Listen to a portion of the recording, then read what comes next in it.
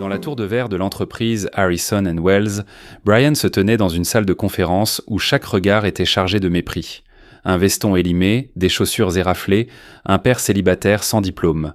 « Vous nous faites perdre notre temps », dit quelqu'un. Sa main toucha la poignée de la porte pour partir. C'est alors qu'une notification apparut sur chaque écran. Le projet Horizon s'était effondré. 20 millions de dollars s'étaient maintenant volatilisés. Une erreur de données que toute leur équipe n'avait pas réussi à résoudre en 18 mois. Brian jeta un coup d'œil à l'écran de projection à travers la porte ouverte. Son cerveau capta quelque chose en 5 secondes. « Je sais où est l'erreur », dit-il calmement. « Cet homme invisible pourra-t-il changer son destin et celui de l'entreprise ?» 3 mois plus tôt, Brian empilait des cartons dans un entrepôt à 2 heures du matin lorsqu'il vit une offre d'emploi. Un poste d'ingénieur de données chez Harrison & Wells, l'une des principales sociétés de conseil de la ville. Il fixa l'écran pendant un long moment avant de cliquer sur « Envoyer la candidature ». Le matin de l'entretien, il emprunta 60 $ à son voisin pour acheter une veste dans une friperie de la 7e rue. Elle sentait la naphtaline et les coudes étaient entusés. Il passa 20 minutes à cirer sa seule paire de chaussures classiques jusqu'à ce qu'elles aient un l'air presque acceptable. Sa fille de 5 ans, Emma, était assise à la table de la cuisine et mangeait des céréales. Elle ne demanda pas pourquoi papa portait des vêtements élégants. Elle avait appris à ne pas poser de questions superflues sur l'argent. « Sois sage avec Madame Patterson aujourd'hui », dit Brian en l'embrassant sur le sommet de la tête. Le bâtiment de Harrison & Wells était fait de verre et d'acier, 40 étages de personnes qui y avaient dans leur place. La réceptionniste le dévisagea de la tête aux pieds lorsqu'il donna son nom. Ses yeux s'attardèrent sur ses vêtements usés et sa posture. « T'en tiens, 4e étage, dit-elle sans sourire. La salle de conférence était froide. 4 personnes étaient assises autour d'une longue table avec des bouteilles d'eau importées et des porte-documents en cuir. Victoria Hayes, la PDG, siégeait au milieu, des yeux sombres qui ne laissaient rien paraître. Elle avait bâti cette entreprise de toutes pièces il y a 15 ans. À sa gauche se trouvait Marcus Chen, responsable de l'ingénierie des données, diplômé du MIT. Un visage aimable, un comportement réfléchi. À droite, Sarah Kim, directrice principale des ressources humaines, titulaire d'un MBA de Yale, l'efficacité professionnelle incarnée. Et au bout siégeait Jonathan Price, expert principal en sciences des données, docteur de l'université de Stanford, chercheur publié. Il avait 34 ans, dont 6 passés dans l'entreprise. Il était impeccablement vêtu et possédait cette assurance propre à ceux à qui l'on n'a jamais dit non. Il était également l'architecte principal du projet Horizon, le contrat phare de l'entreprise. Jonathan étudiait le CV de Brian. L'expression de son visage oscillait entre l'amusement et le mépris. « Alors, Brian, dit Victoria, parlez-nous de votre formation. » La gorge de Brian était sèche. « J'ai étudié à l'université d'État pendant 3 ans. Je n'ai pas terminé mes études. » Jonathan se pencha en avant. « Vous n'avez pas fini l'université ? Puis-je demander pourquoi ? » « Ma femme est tombée malade. J'ai dû abandonner mes études pour m'occuper d'elle. Je suis navré de l'apprendre. » Son ton était chaleureux. « Et maintenant ? Elle est décédée il y a 3 ans. Cela a dû être difficile. » Jonathan marqua une pause. « Mais aidez-moi à comprendre une chose. Vous postulez pour un poste d'ingénieur de données senior dans l'une des firmes les plus compétitives du secteur. Sans diplôme, sans expérience professionnelle, qu'est-ce qui vous fait penser que vous êtes qualifié ? » Brian s'était préparé à cela. « J'étudie l'ingénierie des données en autodidacte depuis 5 ans. Chaque soir après le travail, j'ai créé des projets, appris Python et SQL, approfondi les algorithmes d'apprentissage automatique. J'ai réussi votre test en ligne avec un score de 96%. » L'expression de Jonathan s'adoucit légèrement. 96%, c'est impressionnant pour un test de sélection, bien que ce test soit conçu pour éliminer les candidats totalement incompétents plutôt que pour identifier les meilleurs talents. Il jeta un coup d'œil à ses notes. « Je vois que vous occupez actuellement 3 emplois. Manutentionnaire en entrepôt, livreur et vendeur le week-end. Oui, monsieur, une éthique de travail louable, mais ce sont des emplois qui demandent de la force physique, pas une pensée analytique. L'ingénierie des données à notre niveau exige une formation rigoureuse et une collaboration avec des collègues issus de programmes de haut niveau. Il s'agit d'apprendre à penser de manière systématique, d'aborder les problèmes avec des méthodologies éprouvées. » La question sonna comme une lame enveloppée dans du velours, assez polie pour que personne ne puisse la juger hostile, mais assez tranchante pour blesser. Brian sortit son ordinateur portable. « J'ai créé un portfolio, je peux vous montrer ce sur quoi j'ai travaillé. »« Je vous en prie, montrez-nous. » Brian ouvrit ses projets, analyse de segmentation client, modèle de maintenance prédictive, moteur de recommandation écrit à partir de 0. Jonathan les examina attentivement. Son intérêt semblait sincère. « C'est bien, vraiment bien pour un autodidacte, mieux que ce à quoi je m'attendais. Mais puis-je souligner quelques points ?» Il projeta le code de Brian sur l'écran. Cette analyse de segmentation. Vous utilisez le clustering K-moyenne, ce qui est correct pour les bases, mais vous n'avez pas tenu compte du fléau de la dimension. Avec autant de caractéristiques, vos clusters sont probablement du bruit insignifiant. Une formation formelle en statistique vous aurait appris à réduire d'abord la dimensionnalité, analyse en composantes principales, TSNE, quelque chose de rigoureux. Il passa à un autre projet. Et ce modèle de maintenance prédictive. Vous utilisez une forêt aléatoire sans réglage des hyperparamètres en laissant les valeurs par défaut. Votre validation croisée est problématique. Une validation K-fold sur des données de série temporelle crée une fuite de données. Le modèle triche par essence. Cela ne passerait jamais une révision par les pairs. La voix de Jonathan restait bienveillante, presque pédagogique.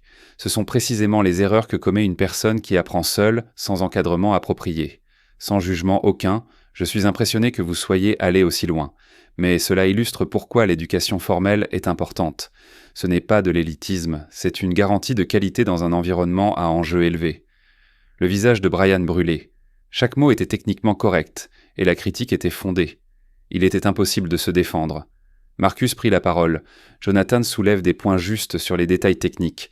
Mais votre processus de réflexion m'intéresse, Brian. Dites-moi comment vous avez abordé le modèle de maintenance. Brian expliqua son raisonnement, la formulation du problème, le pré-traitement, le choix de l'algorithme. Ce n'était pas parfait, mais c'était réfléchi. Marcus hocha la tête. L'approche est raisonnable, même si la mise en œuvre présente des lacunes. C'est quelque chose avec lequel nous pouvons travailler sur un poste de débutant. Absolument, approuva Jonathan. Mais Brian postule pour un poste senior. Nous avons besoin de personnes capables de diriger des projets, d'encadrer les plus jeunes et d'interagir avec des clients titulaires de doctorat. Je ne suis pas sûr que ce soit le bon profil. Victoria était restée silencieuse tout au long de la conversation, observant. Elle prit enfin la parole. « Quelle est votre évaluation du projet Horizon, Brian, d'après ce que vous avez vu dans le domaine public ?» Brian hésita. Il avait étudié la question de près. Le projet Horizon était leur plus grand succès, une plateforme de fidélisation client promettant une précision de 91%. Je pense que c'est un travail impressionnant. Les indicateurs de précision sont élevés. Jonathan hocha la tête avec satisfaction. Médecin. Merci. J'ai dirigé le développement. 18 mois de travail avec 8 spécialistes des données de niveau doctorat. C'est actuellement la référence pour l'analyse de fidélisation. Bien que je me sois posé une question, ajouta doucement Brian, sur les hypothèses de base dans la définition d'un utilisateur actif. D'après votre article méthodologique, l'engagement est mesuré principalement par la fréquence de connexion. Quelque chose changea dans les yeux de Jonathan. C'est exact, c'est la norme de l'industrie. C'est vrai, j'ai juste pensé que la fréquence de connexion ne corrèle pas toujours avec l'engagement réel. Quelqu'un pourrait se connecter quotidiennement à cause de rappels automatiques sans jamais vraiment utiliser le produit. Nous tenons compte de cela grâce à des mesures secondaires, répondit Jonathan avec fluidité. Durée de la session, profondeur d'interaction avec les fonctionnalités, achèvement des transactions. Tout est dans la documentation technique. Je n'en doute pas, dit Brian, sans insister davantage. Victoria se leva. Merci d'être venu, Brian. Nous vous recontacterons. Suivirent les poignées de main habituelles. Marcus lui adressa un signe de tête encourageant. Sarah resta professionnellement neutre.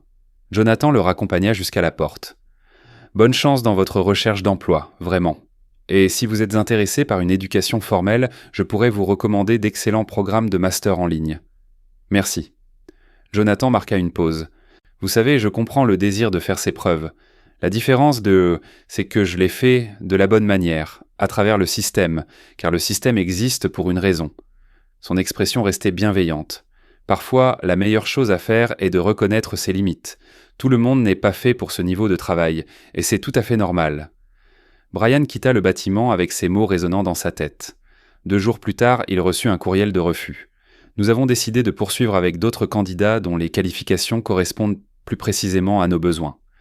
Brian le supprima et retourna travailler à l'entrepôt. 3 mois passèrent. Brian avait presque oublié Harrison & Wells lorsqu'un numéro inconnu s'afficha sur son téléphone. « Monsieur Miller, ici Victoria Hayes de Harrison & Wells. » Le cœur de Brian s'arrêta. « Madame Hayes, bonjour. » Je sais que c'est inattendu, mais nous avons un poste vacant. L'un de nos ingénieurs de données a accepté une offre ailleurs. Je me suis souvenu de votre entretien. J'aimerais que vous veniez demain. Moi ? Oui, bien sûr, merci. 9 heures dans le même bâtiment. Le lendemain matin, Brian remit son veston élimé. Victoria l'accueillit personnellement dans le hall. Merci d'être venu si vite. Laissez-moi vous montrer votre poste de travail. Mon poste de travail ? Le poste est à vous, si vous le voulez. Ingénieur de données junior, 65 000 $ par an. Ce n'est pas le niveau senior, mais c'est une occasion de débuter. Brian en eut le vertige. Oui, absolument, merci. Victoria le conduisit à l'étage dans un espace ouvert rempli d'ingénieurs devant des bureaux élégants. Elle désigna un petit bureau près d'une fenêtre. Vous serez assis ici. Marcus Chen sera votre superviseur direct. Vous soutiendrez les projets en cours, apprendrez nos systèmes et ferez vos preuves. Il y a des possibilités d'évolution. Elle lui tendit une chemise. Les documents d'embauche, cela vous donnera vos accès. Bienvenue chez Harrison & Wells. Brian prit la chemise d'une main tremblante. Je ne vous décevrai pas. Je sais que vous ne le ferez pas. Victoria marqua une pause. Une chose, Jonathan Price dirige nos projets majeurs. Vous travaillerez étroitement avec lui. Il a des exigences élevées, mais si vous êtes prêt à apprendre, vous progresserez. Je comprends. 1 heure plus tard, Jonathan apparut devant son bureau, toujours aussi impeccable. Brian, bienvenue dans l'équipe. Il lui tendit la main. Merci, je suis ravi d'être ici. Victoria a mentionné qu'elle vous avait embauché. J'avoue que j'ai été surpris. Nous exigeons généralement des diplômes même pour les postes de débutants, mais elle est la patronne et voit manifestement quelque chose en vous. Je suis ravi de vous donner votre chance. J'apprécie beaucoup. Je dirige un projet qui aurait bien besoin d'un peu d'aide, nettoyage de données, validation de base. Rien de trop complexe pour commencer, un bon moyen de découvrir nos systèmes. Jonathan tira une chaise. Le projet Horizon. Vous vous en souvenez de l'entretien ? La plateforme d'analyse de fidélisation. Tout à fait.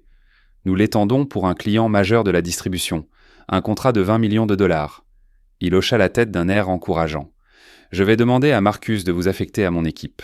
Vous me rendrez compte directement pour ce projet. C'est parfait. Excellent. Oh, et Brian, la voix de Jonathan se fit plus confidentielle. Je n'ai aucune rancœur pour l'entretien.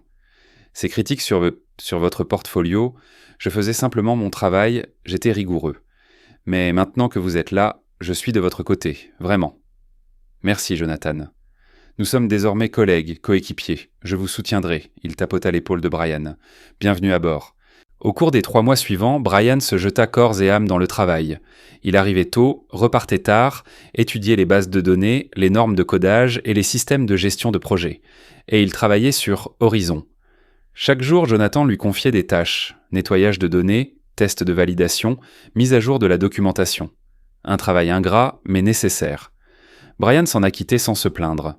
Jonathan se montrait toujours amical et encourageant. Il passait au bureau de Brian pour lui donner des conseils ou partager des idées. Les autres membres de l'équipe le respectaient énormément. Brillant, accessible, toujours prêt à aider. Mais Brian commença à remarquer des schémas. Lorsqu'il trouvait un problème potentiel dans les données et le signalait à Jonathan, celui-ci le remerciait poliment pour sa vigilance. « Fart balan, bonne trouvaille, laisse-moi examiner cela. » Mais 1 semaine plus tard, le problème n'était toujours pas résolu.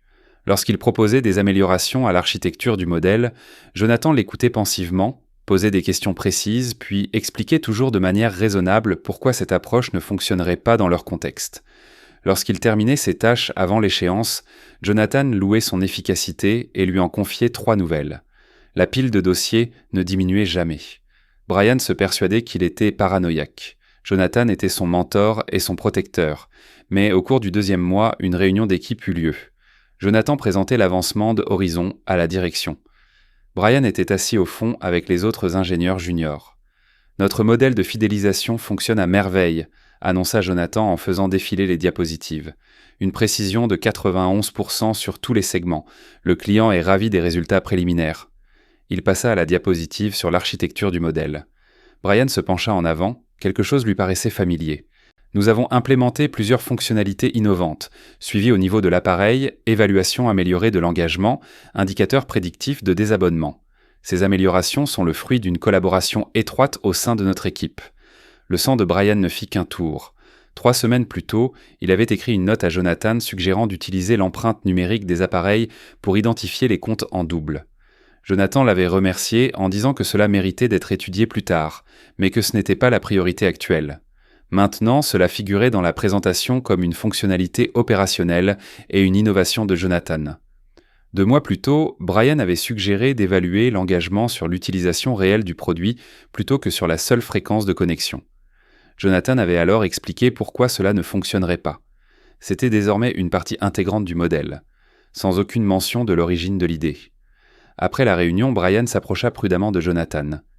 La fonction d'empreinte numérique, elle ressemble à ce que j'avais proposé dans ma note, n'est-ce pas ? Jonathan sembla sincèrement perplexe. « Oh, la note, c'est vrai, je m'en souviens maintenant. Vous avez peut-être semé la graine de l'idée. C'est une bonne réflexion, cela montre que vous commencez à comprendre notre approche. » Son expression s'adoucit. C'est la beauté de la collaboration. Les idées viennent de partout, s'affinent dans les discussions et deviennent quelque chose de plus grand qu'une contribution individuelle. Vous faites désormais partie de ce processus. Brian hocha lentement la tête. Je vois, la collaboration. Exactement. Continuez à apporter des suggestions. Même si nous ne pouvons pas tout utiliser, c'est un bon exercice pour développer votre pensée analytique. Brian retourna à son bureau. Il ouvrit le répertoire du projet et vérifia l'historique des modifications de la fonction d'empreinte numérique. Auteur, Jonathan Price. Aucune mention de la note de Brian, aucune référence. Il en allait de même pour la fonction d'évaluation de l'engagement. Brian fixa l'écran. Il aurait pu soulever la question, aller voir Marcus ou Victoria, mais qu'aurait-il dit ? Qu'il avait proposé des idées dans des notes informelles et qu'elles étaient maintenant dans le code ? N'est-ce pas ainsi que fonctionne la collaboration ? Il n'avait aucune preuve de sa paternité, aucune documentation à part des courriels que Jonathan pourrait facilement qualifier de simples questions d'un ingénieur junior. Et Jonathan avait un doctorat de Stanford et 6 ans d'ancienneté. Brian n'était qu'un employé junior sans diplôme, là depuis seulement 2 mois. Qui croirait-il ? Brian garda le silence.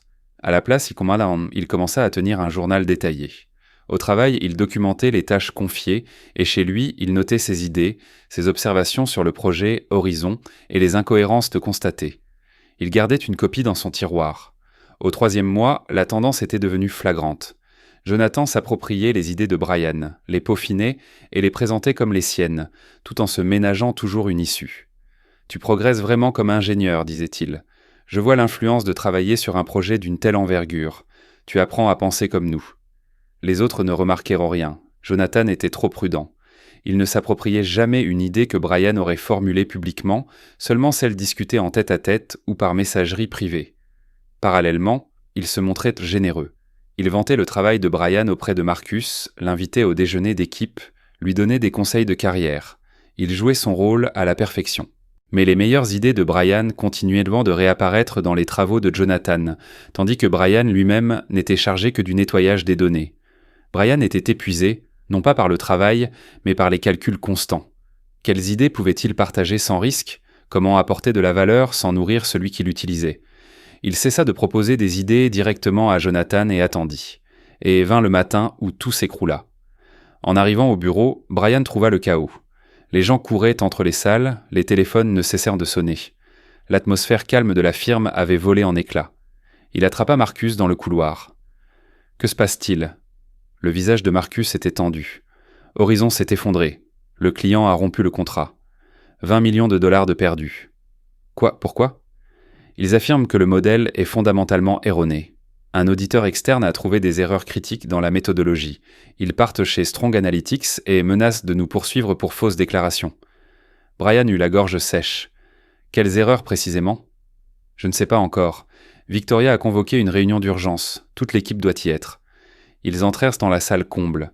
La direction était alignée contre le mur. Jonathan se tenait devant, pâle mais calme.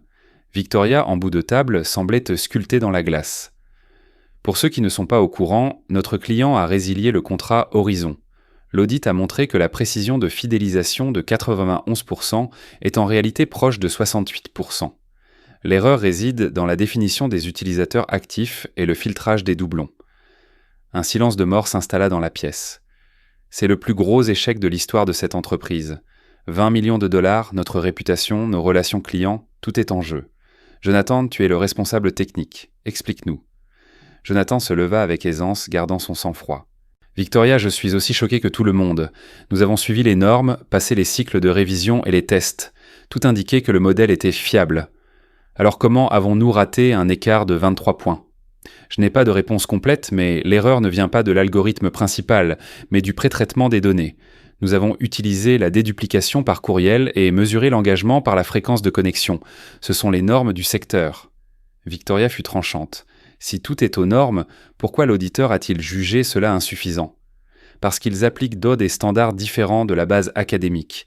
J'ai construit le modèle sur les mêmes méthodologies que celles pour lesquelles j'ai publié des articles dans de grandes institutions. S'il y a une faille, elle est systémique à tout le domaine et non spécifique à notre mise en œuvre. Ces propos semblaient d'un nez raisonnable, mais Brian remarqua des détails. Un changement de posture, les doigts tambourinant sur l'ordinateur, les pauses. Jonathan se protégeait, et Brian savait pourquoi. 3 mois plus tôt, Brian avait suggéré l'empreinte numérique des appareils.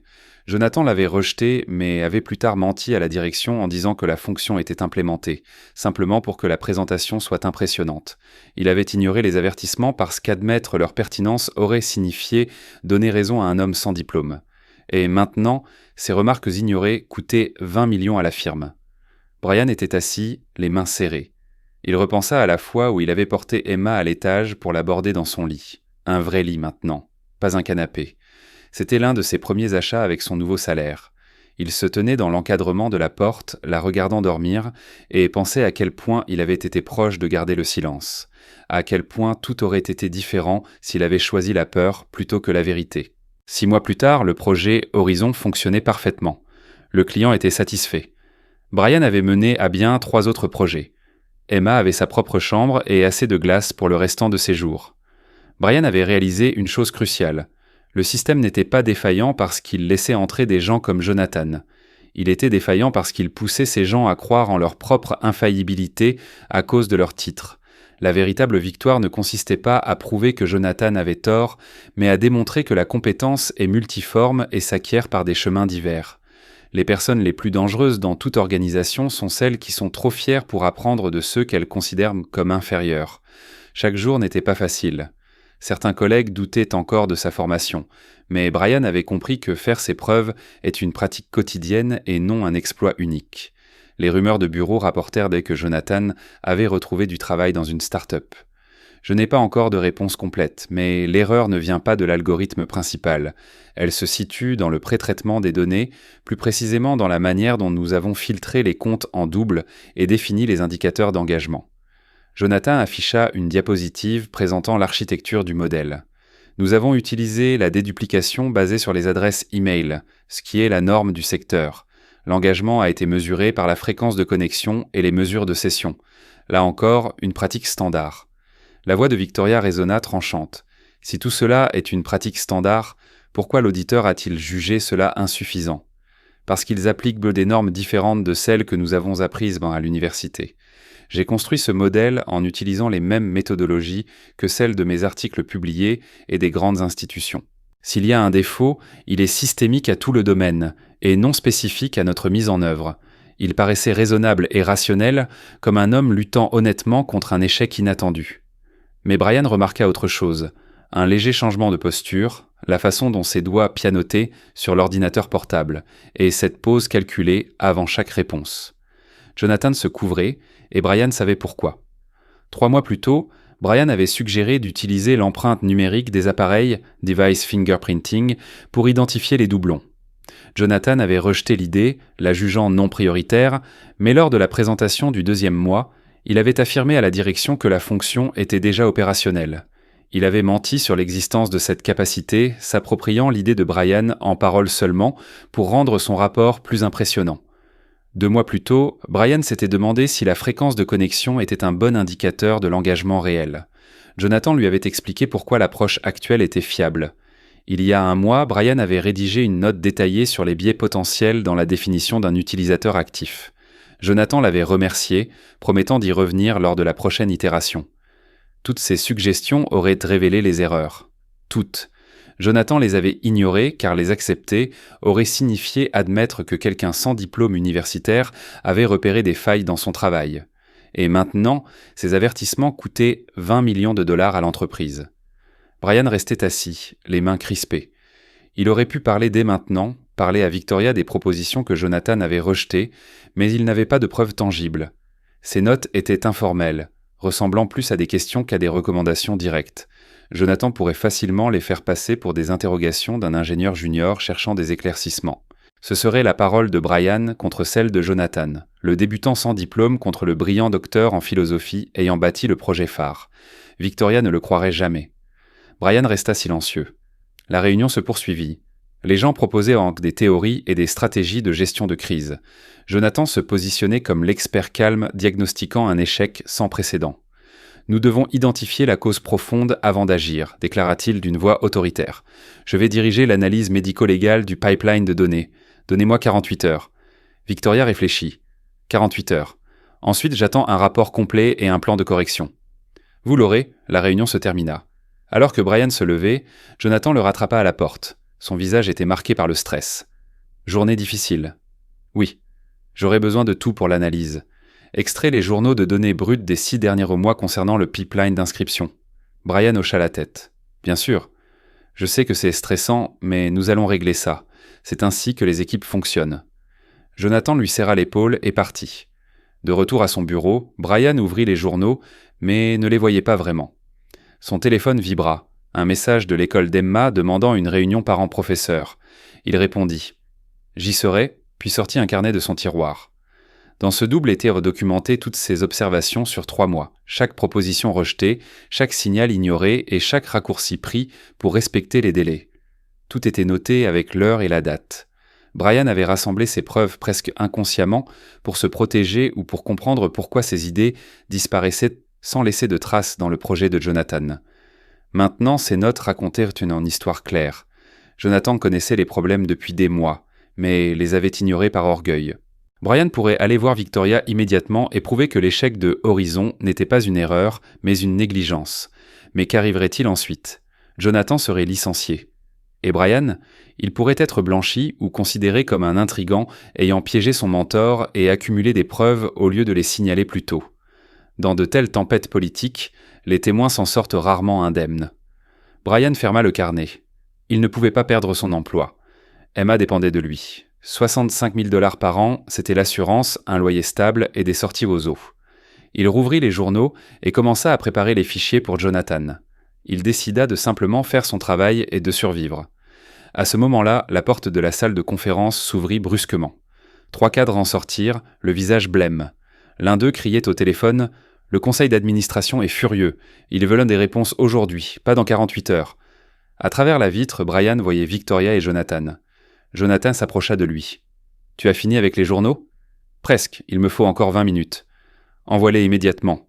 Nous devons montrer que nous progressons. » La voix de Jonathan tremblait. Sa façade d'expert s'effondrait sous la pression. Dans la salle de conférence, les disputes éclatèrent. Le langage corporel des présents devenait de plus en plus agressif. Jenny, une ingénieure junior, passa devant le bureau de Brian avec un carton d'effets personnels et les yeux rougis par les larmes. Marcus, passant par là, expliqua sombrement « coupure budgétaire ». Victoria prend déjà des mesures. Si on ne répare pas Horizon, il y aura beaucoup de licenciements. Brian se sentit mal. Des gens perdaient leur emploi alors qu'il détenait l'information qui pourrait aider. À travers la vitre, il voyait Jonathan continuer à effacer ses traces pendant que d'autres payaient pour ses fautes. Brian pensa à Emma, puis à Jenny et aux autres. Il sortit son carnet. Sa main tremblait alors qu'il se levait et se dirigeait vers la salle de conférence. Chaque pas lui coûtait. Il frappa doucement d'abord, puis plus fort. Victoria se retourna avec agacement. « Quoi encore ?»« Je sais pourquoi Horizon a échoué, » dit Brian. Sa voix s'affermit. « Et je peux le prouver. » Le silence tomba dans la pièce. Le visage de Jonathan devint d'abord livide, puis se couvrit de taches rouges. « Brian, ce n'est pas le moment. »« J'ai une documentation sur 3 mois, continua Brian en regardant Victoria. Des notes sur des problèmes qui auraient évité cet échec. Il ouvrit le carnet et commença à énumérer l'empreinte numérique des appareils proposée il y a 3 mois, rejetée comme non prioritaire, puis faussement déclarée comme implémentée. Les mesures d'engagement, inquiétudes soulevées, il y a 2 mois. Le biais dans la définition des utilisateurs actifs, notes détaillées il y a 1 mois. Chaque problème trouvé par l'auditeur, je l'avais signalé auparavant, conclut Brian. Vous avez tout rejeté et menti à la direction. Jonathan explosa. C'était juste des questions de débutants. Je te formais. J'ai les emails avec vos réponses et l'heure d'envoi, répondit calmement Brian. Victoria prit le carnet. Elle feuilleta les pages longuement dans un silence absolu.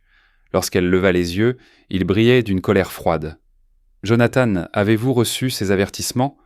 Ce n'était pas des avertissements, c'était « oui ou non ?» « Oui. » « En avez-vous mis un seul en œuvre ?» Certains ont été inclus dans les itérations. « Avant ou après l'audit ?» « Après, admit-il d'une voix à peine audible. Victoria ferma le carnet. « Vous avez ignoré les avertissements de votre équipe, ce qui nous a coûté 20 millions et probablement de nombreux emplois. » Jonathan tenta de se défendre, invoquant ses articles et ses diplômes, affirmant que Brian n'avait aucune expérience. « Vos titres ne vous donnent pas le droit d'ignorer des remarques fondées simplement parce que vous ne considérez pas la personne comme votre égal, trancha Victoria. Elle se tourna vers Brian. « Pourquoi n'as-tu pas signalé cela plus tôt ? Parce que je suis un ingénieur junior sans diplôme. Qui m'aurait cru ? C'était la vérité. » Victoria resta silencieuse un instant, puis ajouta « Tu aurais dû le faire quand même. Dissimuler l'information fait de toi un complice. » Brian reconnut son erreur. Victoria s'adoucit. « Au moins tu l'admets maintenant. » Elle écarta immédiatement Jonathan du projet et le mit en congé administratif. Jonathan quitta la pièce, son image soigneusement construite définitivement brisée. Brian fut chargé de travailler directement avec Marcus pour réparer Horizon. Il ressentait un sentiment étrange. Il avait sauvé l'entreprise, mais le prix avait été élevé. Les 72 heures suivantes furent épuisantes. Marcus s'avéra être un excellent partenaire, prêt à écouter. Ils reconstruisirent pourtant le modèle de zéro en intégrant tout ce que Brian avait suggéré. Brian ne dormit presque pas, travaillant 18 heures par jour. Le 3e jour, Victoria annonça que le client était prêt à examiner le nouveau modèle. Brian dut défendre lui-même la partie technique. La présentation fut un succès. Brian répondit honnêtement, sans faux fuyant. Le client, Richard Clemson, rétablit le contrat à condition que Brian devienne le consultant principal sur leur projet. Le soir, Marcus le félicita. « Tu as sauvé la boîte. Tu sais quelle était la différence entre toi et Jonathan ? Tu es prêt à admettre quand tu ne sais pas quelque chose. C'est plus important que n'importe quel diplôme. » Brian obtint une promotion et un salaire de 110 000 $. Victoria avoua qu'elle l'avait embauché en faisant confiance à l'instinct de Marcus, plutôt qu'à l'évaluation de Jonathan. Elle comprit que l'entreprise avait commencé à valoriser les titres au-dessus de la contribution réelle et promit de changer les processus. Brian alla chercher Emma et ils fêtèrent cela avec 3 boules de glace. Désormais, elle avait sa propre chambre et un vrai lit. Brian comprit. Le système n'était pas cassé à cause de gens comme Jonathan, mais parce qu'il leur permettait de croire en leur infaillibilité. La compétence peut prendre plusieurs formes et désormais, Brian avait la sienne.